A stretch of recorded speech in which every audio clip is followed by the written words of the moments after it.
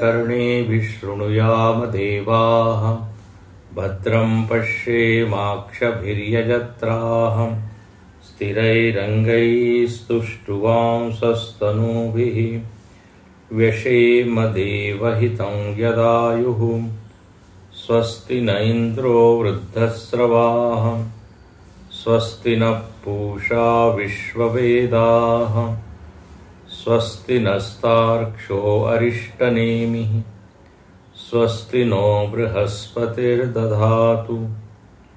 ओम शांति शांति शांतिः।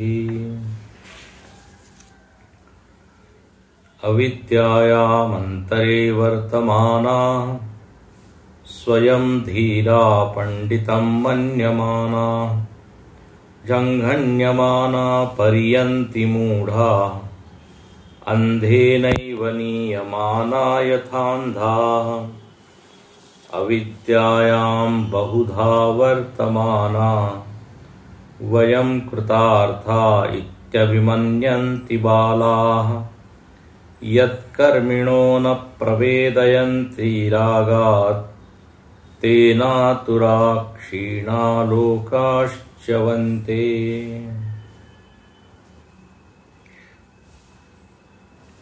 श्रुति ने इस खंड के प्रारंभ में कर्म की स्तुति की, कर्म फल की भी प्रशंसा की और अब 7वें मंत्र से लेके 10वें मंत्र तक श्रुति कर्म के दोष बता रही है। इसमें इन मंत्रों को पढ़े तो लगता है श्रुति कर्म की निंदा कर रही है। इसमें निंदा का स्वर सुनाई पड़ता है, दिखाई देता है, लेकिन श्रुति माता जिसकी प्रशंसा कर रही है पूर्व में, उसी की निंदा क्यों करेगी? निंदा के स्वर लग रहे हैं, लेकिन निंदा का यहां अभिप्राय नहीं है।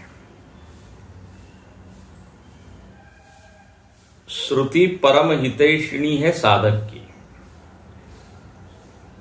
और वो चाहती है कि साधक इससे भी आगे चलें, आगे बढ़ें,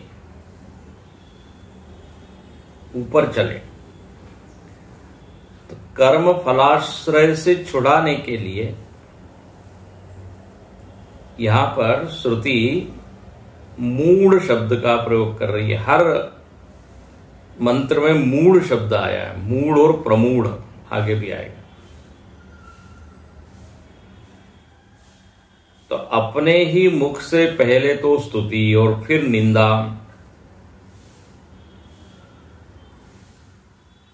तो यहां निंदा नहीं है। कई बार गुरु लोग साधक को या शिष्य को मूढ़ बोल देते हैं, अरे तुम मूर्ख की तरह वर्तन कर रहे हो।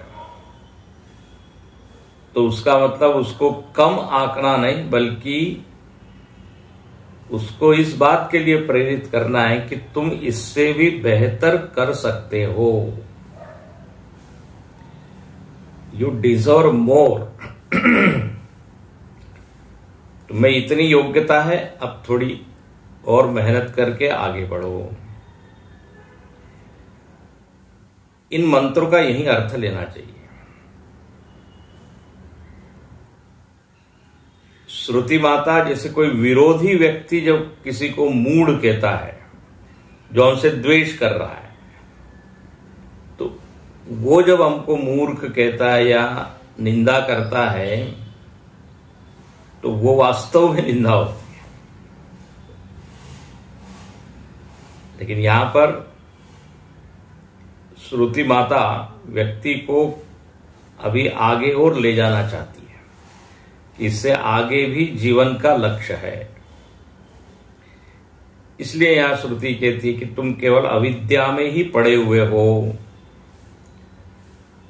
तुम्हारे चारों ओर अविद्या ही अविद्या है, क्योंकि जो तुम्हारी मान्यताएं हैं वो सब मान्यताएं अविचारजन्य ही है, विचारजन्य नहीं है। स्वयं को कर्ता मानना, भोक्ता मानना, कर्मी मानना, फल के प्रति आसक्ति रखना और कर्म फल को ही वरिष्ठ मान लेना, श्रेष्ठ मान लेना,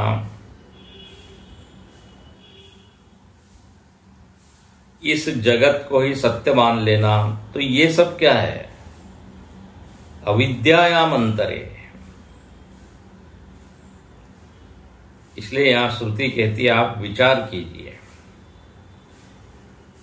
तो अविद्यायाम बहुधा वर्तमाना, बहुत प्रकार से जितनी मान्यताएं तुम्हारी है, तरह तरह की मान्यताएं, उन मान्यताओं पे फिर से तुम क्या करो? विचार करो। तो अविद्यायाम बहुधा वर्तमाना, तुम वर्तन कर रहे हो, व्यवहार कर रहे हो अविद्या में ही, अज्ञान में ही पड़े हुए हो। अच्छा चलिए, कोई अज्ञान में पड़ा है, ठीक है, लेकिन वो कहता है बस यही श्रेष्ठ है,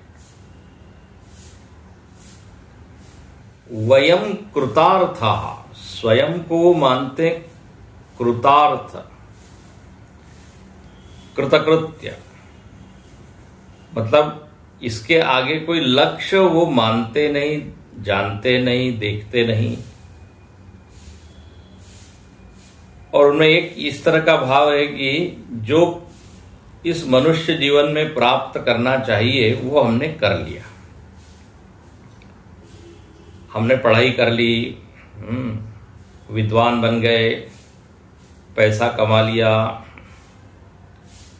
घर बंगला बना लिया, फिर बच्चों को सेटल कर दिया, हम भी सेटल हो गए। अब इसके आगे और क्या है? सामान्य व्यक्ति का तो यही जीवन होता है। तो श्रुति यहां कहती है वो लोग अपने को कृतार्थ मानते हैं, इति अभिमन्यन्ति, इस तरह की मान्यता उनकी है। तो बोले ये तो ठीक ही है ना। तो श्रुति की नजर में ऐसे लोग बाल है, बालाहा, बाल बुद्धि वाले हैं। भले आयु उनकी 60, 70, 80 हो गई हो, लेकिन वयोवृद्ध तो है, लेकिन ज्ञान वृद्ध नहीं है। वृद्धता भी दो तरह की होती है ना, बाल सफेद हो गए तो वृद्ध हो गए, लेकिन अंतःकरण यदि परिपक्व हो गया तो बोले फिर एक छोटा बच्चे को भी क्या कहेंगे, ये तो ज्ञान वृद्ध है, भले ही इसके बाल का है, तो कहते बाला। बाल मतलब जितना विचार करना चाहिए उतना विचार नहीं किया या नहीं कर पा रहे हैं, उनमें क्षमता नहीं है, तो बाला। यत् कर्मिणो न प्रवेदयन्ति, ये जो कर्मी लोग हैं, कर्म, कर्मफल, कर्माश्रय, इसी को सत्य मानते हैं। बोले न प्रवेदयन्ति, वो लोग आत्म तत्व को नहीं जानते। इसके ऊपर भाष्यकार लिखते हैं, आत्म तत्व के प्रति पूरी तरह ये क्या है, अनभिज्ञ है, न प्रवेदयन्ति। क्यों नहीं ये जानते? रागात, मंत्र देखिए, रागात, फलों में इनकी इतनी आसक्ति है, सुख, सुविधा, विषय और कर्म, कर्म करेंगे, बड़े बड़े फल प्राप्त करेंगे, तो उनमें ही इनका राग है, रस बुद्धि है। राग मतलब रस बुद्धि है, महत्व बुद्धि है, वैराग्य नहीं आ पा रहा हमको। क्या है? राग है, रागात। रागात न प्रवेदयन्ति, राग होने के कारण नहीं जानते हैं। अच्छा, और फिर इसका परिणाम क्या होता है? आतुराः, वो आतुर हो जाते हैं जब फल ठीक से नहीं मिलता, कम मिलता है, या दुख रूपी फल आता है। बोले हमने तो इतना किया, मालूम नहीं ये कहां से आ गया। तो फल हमेशा ही अनुकूल होगा ऐसा तो है नहीं। तो आतुर, व्याकुल, दुखार्तः, दुखी हो जाते हैं। और क्षीणलोकाश्चवन्ते, जाते जरूर हैं क्योंकि उन्होंने अच्छे कर्म तो किए हैं, लेकिन क्या है, कर्म फल के नष्ट होने पर वो वापस नीचे आ जाते हैं। च्यवन्ते, जैसे 7वें मंत्र में भी कहा था, जरा मृत्युम ते पुनरेवापि यन्ति, फिर आ जाते हैं। इसलिए श्रुति कहती है अविद्या से निकलो तुम बाहर। भाष्यकार यहां लिखते हैं किंच अविद्यायाम बहुधा,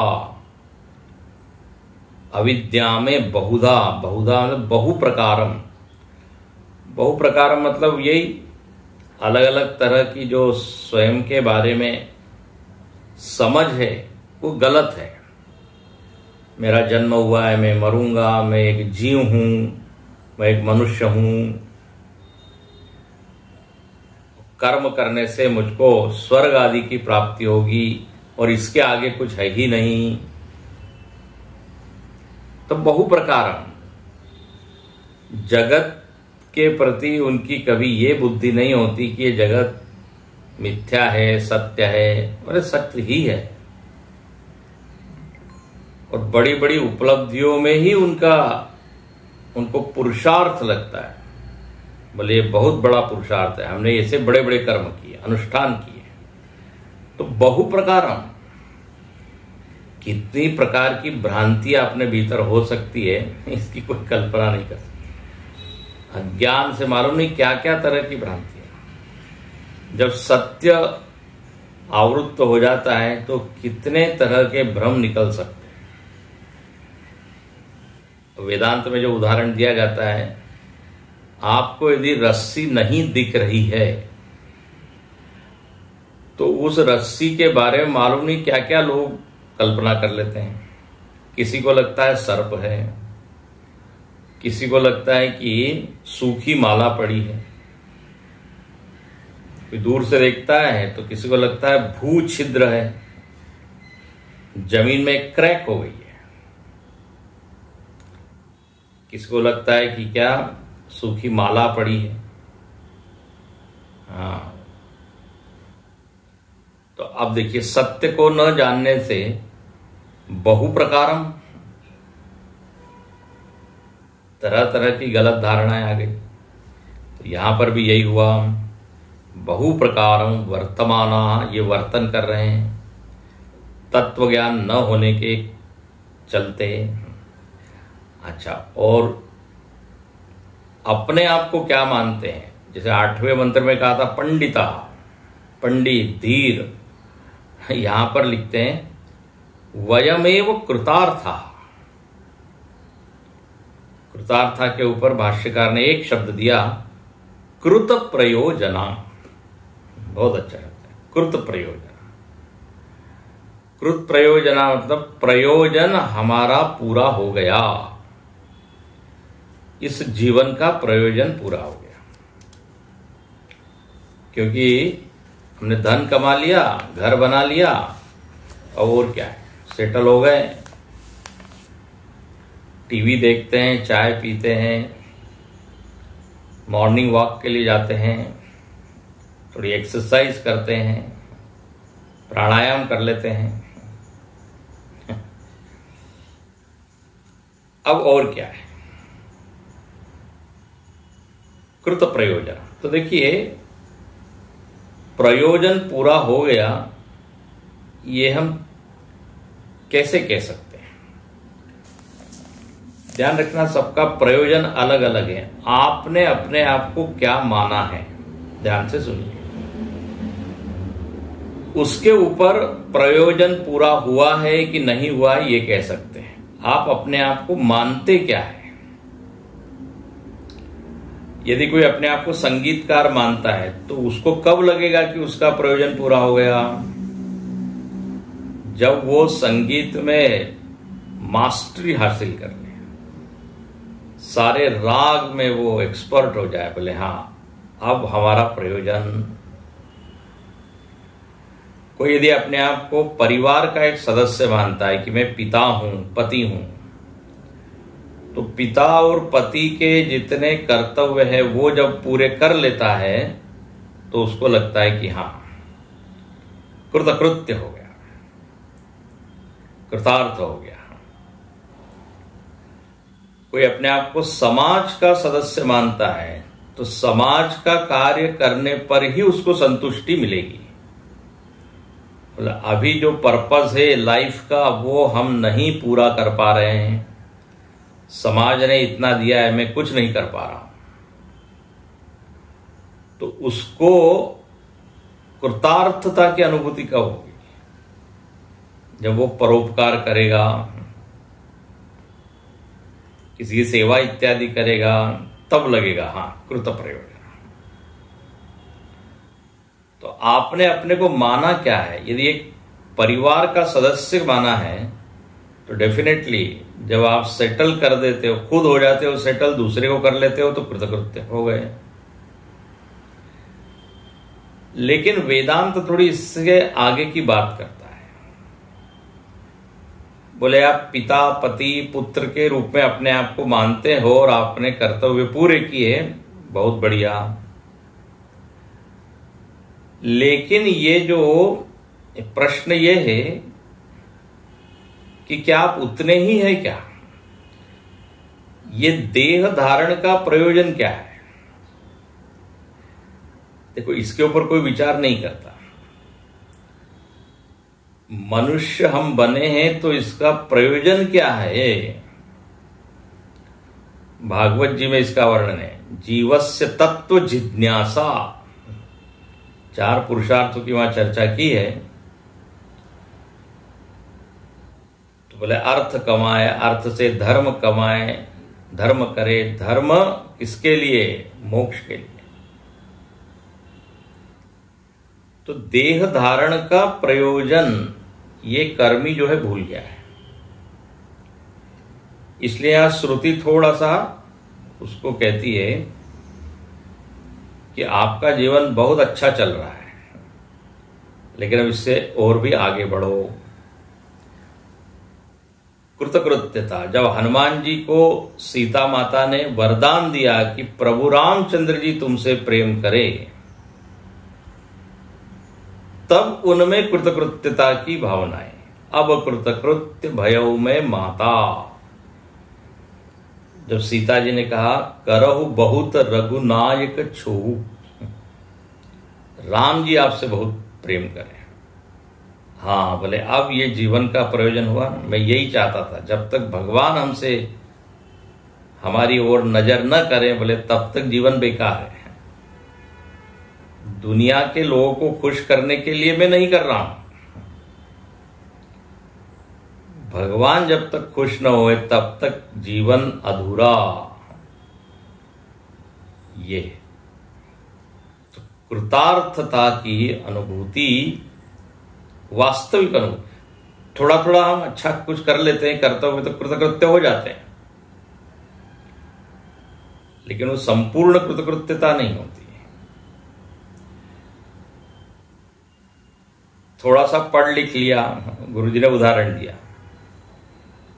बोले लड़की को पढ़ाना चाहिए। क्यों पढ़ाना चाहिए? घर के लोग कह रहे हैं लड़की को हम पढ़ाना चाहते। क्यों? बोले कुछ चिट्ठी वगैरह आए तो पढ़ सकती हो, पत्र पढ़ने के लिए उसको पढ़ाना है बस। अब ये क्या बात हुई? इतना ही प्रयोजन है। गुरुदेव जो है वो छोटे बच्चों को कभी कभी सिद्धवाड़ी में अक्षर अभ्यास कराते थे। अक्षर अभ्यास मतलब जब बिल्कुल छोटा बच्चा है और अब उसको धीरे धीरे अक्षरों की क्या पहचान करानी है, उसको पढ़ाना है, तो एक वो संस्कार होता है, उसको कहते हैं अक्षराभ्यास। उस बच्चे के जिह्वा पर शहद से ओम लिखा जाता है। हमारे स्वामी जी बता रहे थे, बोले एक बार गुरुदेव ने वो जीव पर ओम लिखा, अक्षर ओम, और उन्होंने फिर भाषण देते हुए कहा कि मैं ये शुभेच्छा देता हूं कि अब आज से अक्षर अभ्यास प्रारंभ हुआ है और ये इतना आगे बढ़े कि ये अक्षर तत्व को जान पाए। इस अक्षर की सहायता से वो कहां जाए अंत में? अक्षर ब्रह्म। केवल यूनिवर्सिटी में पीएचडी और डिग्री हासिल करने के लिए अक्षर अभ्यास नहीं है। शास्त्र आदि पढ़ के सुन के उस अक्षर को जाने, ये है प्रयोजन, तब वो कृतार्थ होगा। तो यहां पर इसलिए श्रुति कहती है ऐसे लोग बाल है। कृतार्थ अपने आप को इतना ही मानते मैं करता हूं, और करता है तो कर्म करता हूं, और बस बड़े बड़े कर्म करके फल को प्राप्त करते हैं, उसको एंजॉय करते हैं। इति अभिमन्यन्ति, या भाष्यकार लिखते हैं अभिमन्यन्ति मतलब अभिमानम कुर्वन्ति। कर्म करना अच्छा है, फल को प्राप्त करना अच्छा है, लेकिन उसमें अभिमानम कुर्वन्ति, बोले हमसे बड़े और कोई है नहीं, हमने बड़े बड़े क्या प्रोजेक्ट जो है वो सफल किए हैं। तो अभिमानम कुर्वन्ति बालाः, ऐसे लोग बाल है। बाल के ऊपर भाष्यकार अर्थ लिखते हैं अज्ञानिनः। अब देखो ना, ये लग सकता है श्रुति जो है कैसे हंसी उड़ा रही है, उन लोग बच्चे हैं ये। अब बताइए, इतना बड़ा कोई इंडस्ट्रियलिस्ट हो, बिजनेसमैन हो, कोई ऑफिसर हो, और उसको कह दिया जाए अरे तुम बच्चे हो, अब बताइए उसको कैसा अनुभव। बोले मेरे सारे अचीवमेंट को आप कुछ मानते ही नहीं है। अब यह श्रुति कह रही है बाला, अर्थ यही है कि आपने अपने आप को अभी भी कर्ता भोक्ता ही माना हुआ है।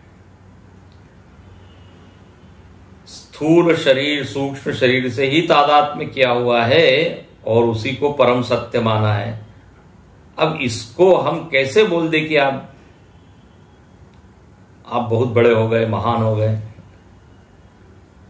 श्रुति देखिए जो सत्य है वो बोलती है, कोई किसी को खुश करने के लिए या परेशान करने के लिए नहीं। तो बालाः अज्ञानिनः यद्यस्मादेव कर्मिणो न प्रवेदयन्ति, बोले ऐसे ही अज्ञानी लोग कर्म में ही फंसे हुए हैं, क्योंकि अविद्या है। अविद्या के कारण कर्ता भाव, कर्ता के कारण कर्म, कर्म के कारण फल, फल से फिर संस्कार, फिर कर्ता। तो इसके चलते क्या होता है, न प्रवेदयन्ति तत्वम न जानन्ति। न प्रवेदयन्ति श्रुति का शब्द है, तत्वम न जानाति। विद धातु जानने के अर्थ में, न वेदयन्ति। किम न वेदयन्ति? तत्वम न वेदयन्ति। कथम न वेदयन्ति, क्यों नहीं जान पाते? रागात, कर्म फल रागा। कर्म फल राग अभिभव निमित्तम, वो कर्म फल में इतने आसक्त है कि कर्म फल ने डोमिनेट किया हुआ, उसको उनके मन के ऊपर एक तरह से पकड़ बनाई हुई है। तो mind is not free to think, अभिभव निमित्तम। टिप्पणीकार लिखते हैं तत्वज्ञान योग्यता अभाव आपादन इत्यर्थ। और राग में मतलब मन उनका विषयों में इतना कर्म इत्यादि में फंसा हुआ है कि वो चित्त में योग्यता ही नहीं आ पाती चिंतन की। तो जो बहुत ज्यादा रजोगुणी लोग हैं वो कहां चिंतन कर पाते हैं। तो राग अभिभव निमित्तम, तो राग के कारण न वेदयंती। अच्छा, और परिणाम क्या होता है फिर? तेन कारणेन आतुराः, श्रुति ने शब्द दिया आतुराः। भाष्यकार लिखते हैं दुखार्ता, इस कारण से वो दुखी होते हैं। तेन कारणेन, राग है तो फिर द्वेष भी है, तो फिर सारा परिवार आ जाता है। विकारों का एक परिवार है। इनकी जननी है अविद्या। अविद्या माता के बहुत सारे पुत्र हैं, तो वो सारे पुत्र आके परेशान करते हैं। आसक्ति है, फिर क्या है, द्वेष होगा। हमको नहीं फल मिला, दूसरे को ज्यादा मिला, तो बताइए द्वेष होना ही है। स्पर्धा की भाव आनी है। फिर लोग क्या कहते हैं, कट थ्रोट कंपटीशन होती है। आगे बढ़ने के लिए व्यक्ति फिर कुछ भी करने के लिए तैयार हो जाता है। फिर परिणाम में यही सब दुखदायक वृत्तियां ही आती है। कभी अपेक्षा पूरी होती है, कभी नहीं होती है। तो आतुराः दुखार्ताः सन्तः। और क्षीण लोकाः, क्षीण कर्म फलाः, जब उनके कर्म फल क्षीण हो जाते हैं, कर्म उन्होंने अच्छे किए तो ठीक है, इस लोक में उनको अच्छी परिस्थितियों का अनुभव होता है। लेकिन जब तक वो पुण्य कर्म है तभी तक, वो जब कर्म का फल भोग लिया, अच्छा सब हो गया, उसके बाद अच्छा चलो अगले जन्म में उनकी जो गति होती है वो भी अच्छे लोकों में होती है। लेकिन फिर भी वो कितने देर तक, पीछे आया जैसे किंचित कालम स्वर्गम स्थित्वा, कुछ काल तक वो रह के वापस चवन्ते, वो यहां लिखते हैं क्षीण कर्म फलाः स्वर्गलोका चवन्ते। चवन्ते मतलब पतंती, गिर जाते हैं। तो इस तरह ये कर्मियों की और जिनकी कर्म फल में ही आसक्ति है और उसी के लिए दिन रात एक किए हुए हैं, उनकी यहां पर श्रुति थोड़ी सी उनको झिड़की देती है या फटकार लगाती है, जो भी आप कहिए, डांट लगाती है या हंसी उड़ाती है। अरे बाल है, पंडितम मन्यमाना। तो उसके पीछे हित भाव ही है, ये याद रखिए। अच्छा, अभी यहां रुकती नहीं, एक और मंत्र है, उसमें भी श्रुति जो है ऐसे लोगों की ही चर्चा करती है। ये जो गलत मान्यताएं हैं, उन मान्यताओं को सुधारने के लिए श्रुति ये सब मंत्र बोल रही है। देखिए 10वां मंत्र, इष्टापूर्तम मन्यमाना वरिष्ठम नान्यच्छ्रेयो वेदयन्ते प्रमूढ़ा नाकस्य पृष्ठे ते सुकृतेनु भूत्वा इमं लोकं हीनतरं वा विशन्ति। इष्टापूर्तं मन्यमाना वरिष्ठं नान्यच्छ्रेयो वेदयन्ते प्रमूढ़ा नाकस्य पृष्ठे ते सुकृतेनु भूत्वा इमं लोकं हीनतरं वा विशन्ति।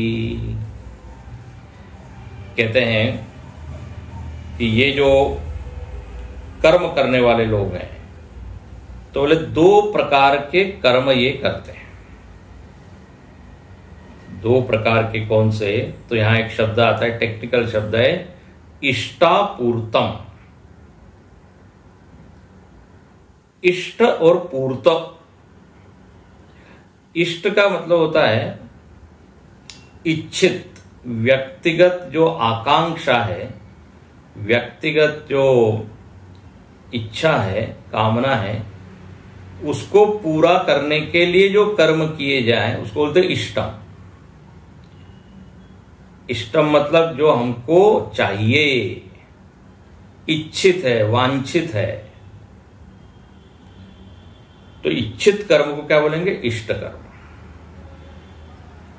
तो इष्ट कर्म करते हैं वो, प्राय व्यक्ति सामान्यतया यही करता है, अपनी इच्छा को पूर्ण करने के लिए वो लगा रहता है, इष्टम।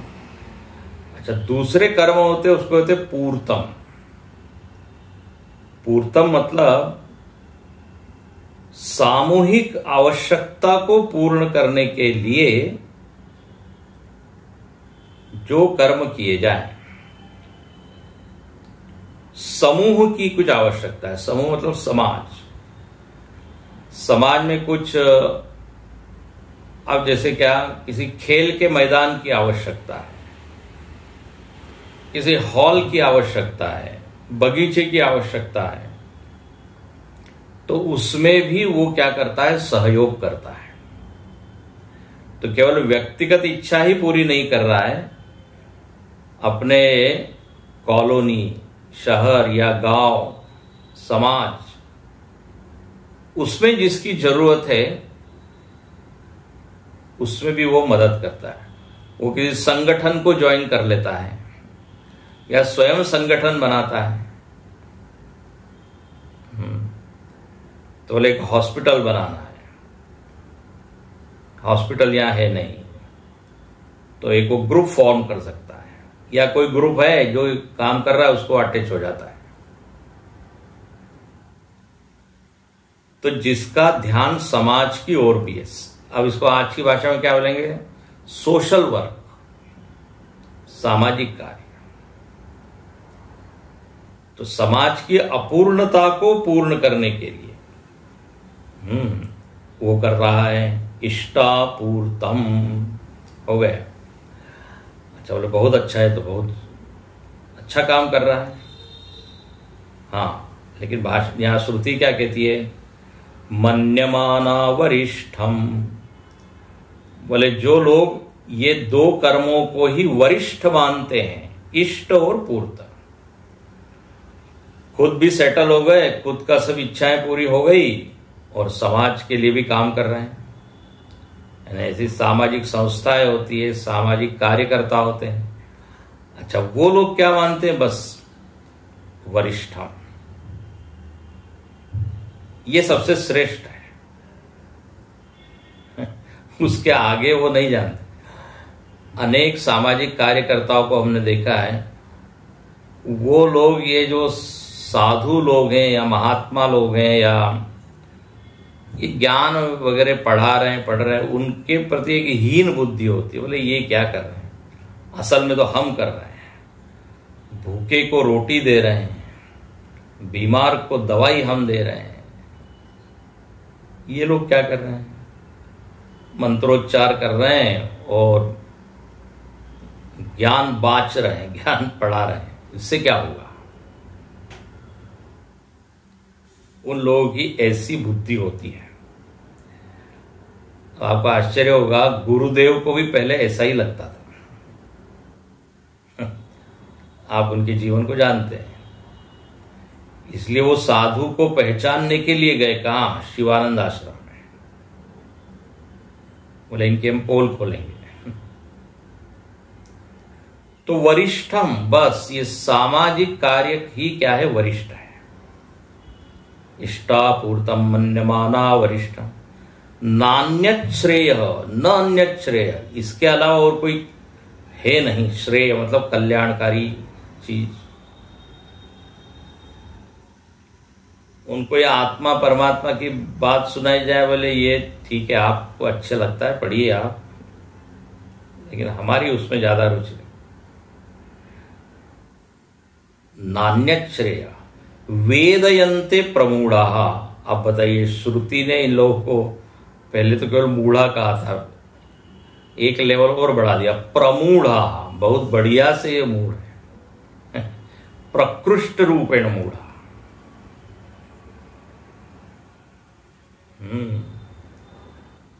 अच्छा, और इनके जीवन में मिलता क्या है इनको?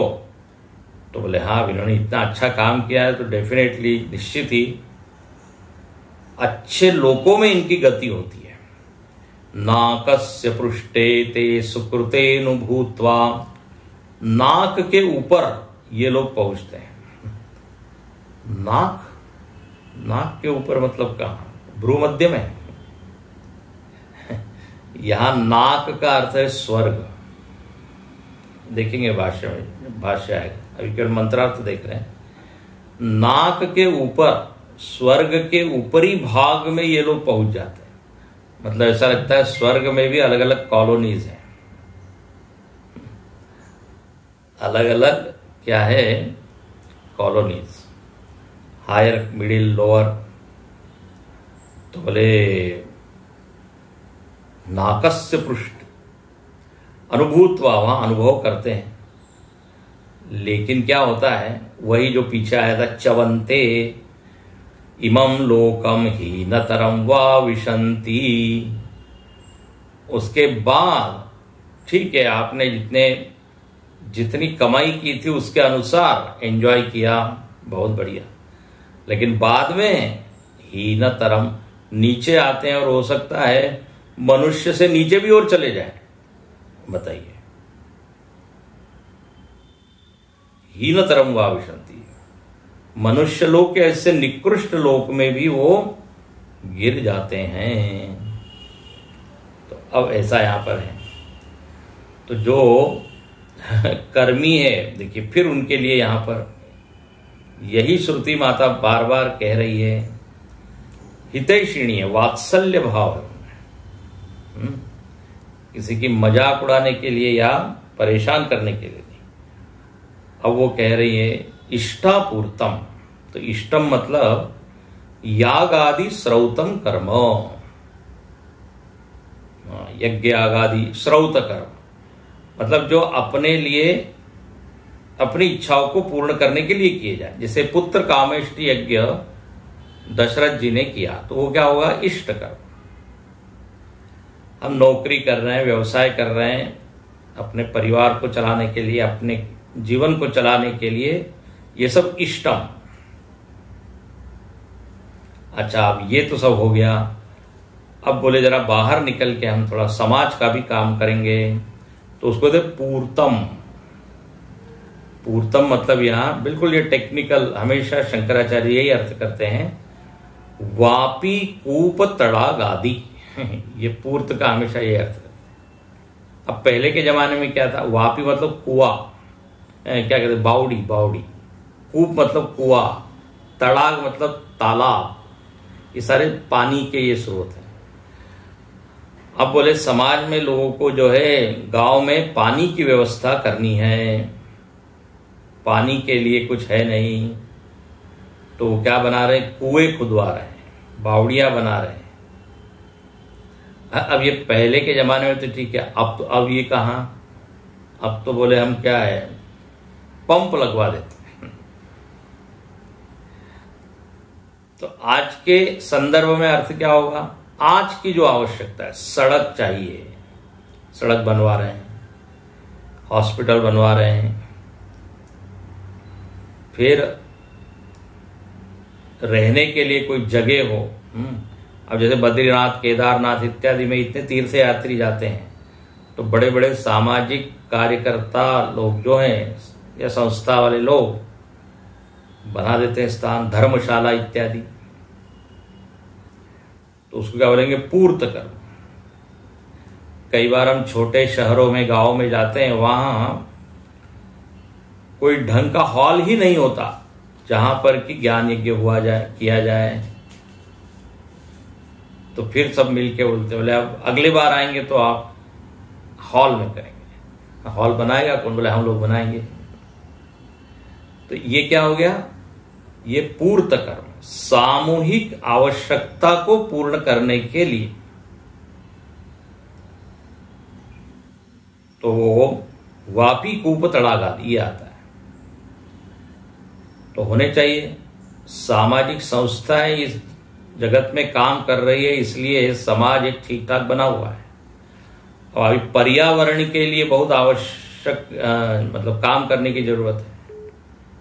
सब लोग मिलके पेड़ लगा रहे हैं, वृक्ष इत्यादि, तो उसकी जरूरत है। तो इस तरह से अब देखना चाहिए क्या कमी है। तो पूर्त कर्म कर रहे हैं, तो यहां तक तो ठीक है।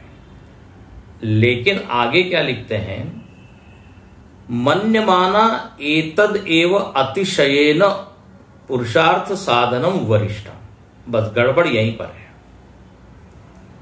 सामाजिक कार्य करना चाहिए, होने चाहिए, उसी से समाज में स्वस्थ वातावरण बनता है। अब बताइए, कल्पना कीजिए, हॉस्पिटल ना हो, धर्मशाला ना हो, खेल के मैदान ना हो, स्टेडियम ना हो, बड़े बड़े ऑडिटोरियम ना हो, प्याऊ ना हो। गर्मी में कई बार प्याऊ की जरूरत पड़ती है, पानी की व्यवस्था। तो समाज नर्क हो जाएगा कि नहीं। तो इसकी बहुत आवश्यकता है। अब जैसे गुरुदेव ने सांदीपनी साधनालय बनाया, तो आप इस संदर्भ में ये बोल सकते हैं कि ये भी एक तरह का पूर्त कर्म है। कई जिज्ञासु लोग हैं जिनको ये लगता है कि हमको ज्ञान चाहिए,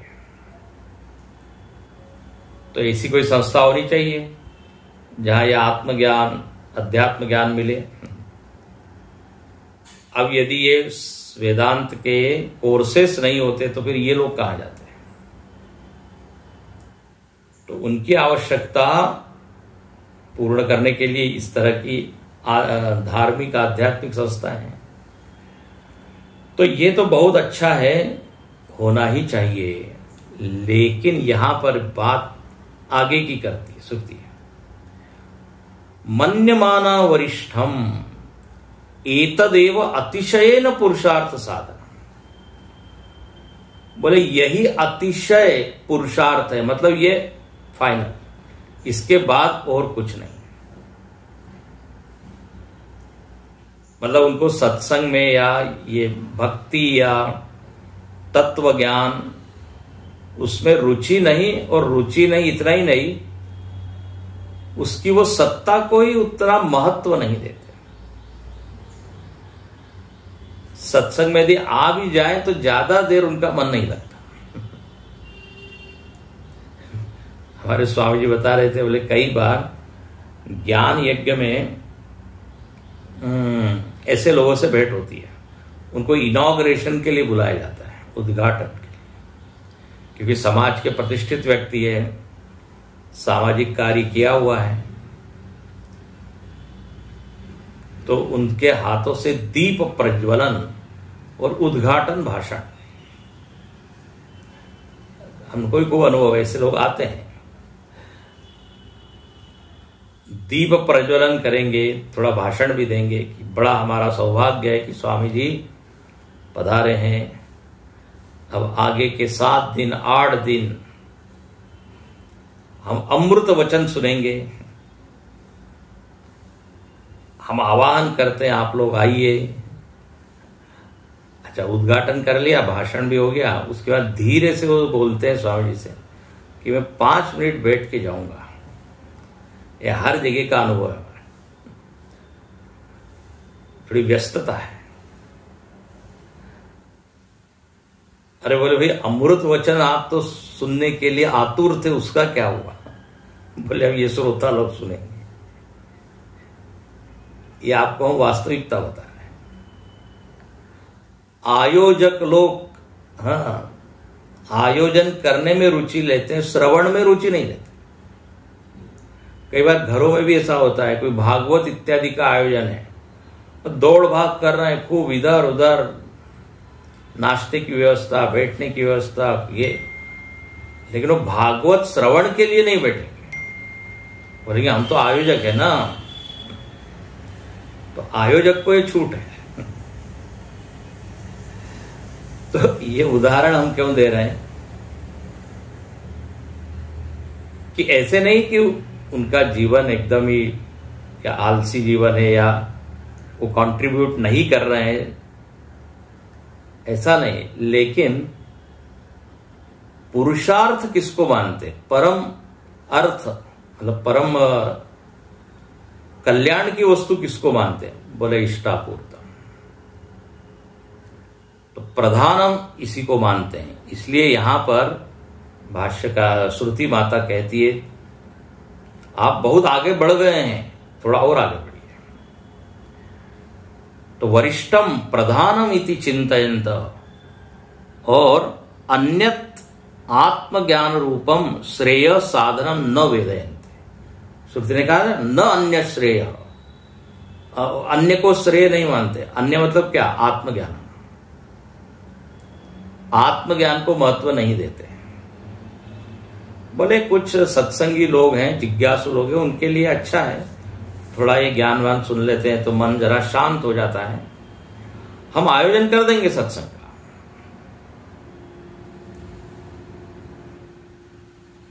सत्संग करना चाहिए। जिनके सब कर्तव्य पूरे हो गए, उनको करना चाहिए। आत्मज्ञान सुनने से थोड़ा मन शांति, वी फील कंसोल्ड, है ना, थोड़ा सा विश्रांति मिलती है। लेकिन वो नहीं सुनेंगे। तो न श्रेय साधनम वेदयन्ते न जानन्ति, उनकी एक सीमित दृष्टि है। तो यहां भाष्य श्रुति कहती है प्रमूढ़ा, ऐसे लोग प्रमूढ़ है। प्रमूढ़ मतलब क्या, पुत्र पशु बंधु आदिषु प्रमत्ततया मूढ़ा। बोले ऐसे लोग प्रमत्त है, ये प्रमादी है। प्रमाद का अर्थ होता है प्रकर्षेण माद्यते, पूरी तरह से जो रम गए हैं। किसमें, पुत्र पशु बंधु, पुत्र इत्यादि मतलब क्या, परिवार। पशु मतलब, अब आजकल तो पशु कोई, पहले तो पशु मतलब धन होता था, गोधन गजधन बाजी धन। तो आजकल पशु मतलब क्या, सब वाहन इत्यादि, सारी सुविधाएं समझ लीजिए। बंधु आदिशु, नाते रिश्ते वाले, उनमें ही क्या है, वो प्रमत्ततया मूढ़ा, प्रमादी हो गए। प्रमाद शब्द का अर्थ होता है भूल जाना, रम जाना, भूल जाना, यह अर्थ होता है। अपना जो परम कर्तव्य है उसको भूल जाना। और ऐसा लिखा है प्रमादो वही मृत्यु। यदि आपने अपने परम तत्व को, मतलब परम लक्ष्य को यदि आप विस्मृत कर रहे हैं तो ये मृत्यु है, समझ लीजिए। बार बार मरेंगे, मतलब बार बार जन्म होगा। तो प्रमूढ़ा, प्रमत्ततया मूढ़ा। बोले इनकी क्या गति क्या होती है, गति। हाँ, तो इनकी गति तो बड़ी अच्छी होती है। कहां जाते हैं ये, नाकस्य पृष्ठे। नाकस्य, नाकस्य मतलब स्वर्गस्य, स्वर्गस्य पृष्ठे, पृष्ठे मतलब ऊपरी स्थाने, भाष्यकार कहते हैं। मतलब स्वर्ग में भी जो बेस्ट घर होगा, स्थान होगा, कॉलोनी होगी, वॉटेवर, वहां पर वो जाते हैं जहां ज्यादा फैसिलिटी, ज्यादा सुविधाएं। नाकस्य पृष्ठे, आखिर उन्होंने इतना समाज का काम किया है तो कोई उनकी दुर्गति थोड़ी होगी। गीता में भगवान कहते हैं नई कल्याण कृत कश्चित दुर्गतिम तात गच्छति। हाँ, तो ऊपर जाना ही है उनको। तो अच्छा, नाक का अर्थ स्वर्ग क्यों किया? नाक मतलब स्वर्ग कैसे, ये क्या अर्थ है भाई? तो एक तो हिंदी वाला नाक नहीं है। संस्कृत में देखिए, कम शब्द का अर्थ होता है सुखम। कम मतलब सुखम, यहां सुख है, मजा है, अच्छा है, सब कम। कम के आगे अ लगाइए, अकम मतलब सुख नहीं ना। अ हमेशा किसके लिए आता है? नकारात्मक। शांति, अशांति। तो कम मतलब सुखम, तो अकम मतलब क्या होगा? दुखम। अकम, फिर अकम के आगे फिर एक न लगाइए, मतलब जो दुख नहीं, तो फिर क्या हो जाएगा? सुखम। तो कम मतलब सुखम, कम का उल्टा हो गया अकम, और अकम के आगे न लगा देंगे तो फिर क्या हो जाएगा? सुखम। अब बोले सीधा ही बोल देते हैं ना कम, नहीं नहीं, ना कम। जहां सुख ही सुख है तो वो कौन सी जगह है? स्वर्ग। इसलिए ये शब्द आता है नाकस्य, स्वर्गस्य पृष्ठे, ऊपरी स्थाने, बोले ऊपर वहां जाते हैं। और सुकृते भोगायतने अनुभूत्वा, उस ऊपर का जो स्थान है, भोग का आयतन, हाँ, जहां भोग किया जाता है, भोगायतन शरीर को भी कहते हैं। तो उनको ये शरीर मिलता है वहां, और वहां पे वो दिव्य भोगों का भोग करते हैं। अनुभूत्वा, अनुभूत्वा, अनुभूत वाला अनुभव करके, फिर क्या होता है? ये अनुभूत्वा मतलब अनुभव करके, अनुभूय भाष्यकार ने अर्थ किया। कर्म फलम, कर्म फल का भोग करके, मजा मजा मजा करके, पुनः इमम लोकम, फिर से इस लोक में, इस लोक में मतलब कौन से? मानुषम, इस मानुष लोक को प्राप्त करते हैं। और संभव है, ध्यान से सुनिए, ये लाइन पढ़ के पूर्ण करते हैं। संभव है कि वो मानुष लोक से भी नीचे गिर जाए। मानुषम अस्माद हीनतरम वा, हीनतरम, निम्न लोक। कौन से निम्न लोक? तिर्यंग, नरकादि लक्षणम। तिर्यंग मतलब पशु, पशु योनि में भी जा सकते हैं और नरक में भी जा सकते हैं। बोले इन्होंने इतना अच्छा काम किया और एकदम, आप तो कह रहे थे स्वर्ग में। हाँ तो ठीक है, जो अच्छा काम किया उसका फल उनको मिला, लेकिन अब जो बाकी बैलेंस जो कुछ कर्म होंगे, यदि वो गड़बड़ होंगे तो वो फिर नीचे भी जा सकते हैं। पुण्य का फल स्वर्ग, लेकिन उनके अकाउंट में जो दूसरे कर्म है उसका भी फल बाद में आएगा। तो इस तरह कहने का अर्थ है, ऊपर नीचे उनकी गति होती रहती है। कल इसका और अच्छे से प्रैक्टिकल अर्थ हम देखेंगे, व्यावहारिक जीवन में इसका क्या अर्थ है। तो इस तरह यहां पर ये कर्म करने वालों की गति, उसका वर्णन हो गया। अब आगे श्रुति उपासना की चर्चा करती है। बड़ा यहां सिस्टमेटिक चल रहा है। पहले कर्म की स्तुति की, आलसी को कर्मी बनाया, अब वो खूब कर्म करने लगा, खुद का, समाज का। बोले आप ठीक है, अच्छा है, थोड़ा और आगे चलो। अब क्या करो? उपासना। तो आगे का प्रकरण उपासना है, उसके बाद फिर तत्व ज्ञान का प्रकरण है। तो क्रम से यहां पे साधक का कैसे विकास होता है, ये यहां श्रुति माता बताती है।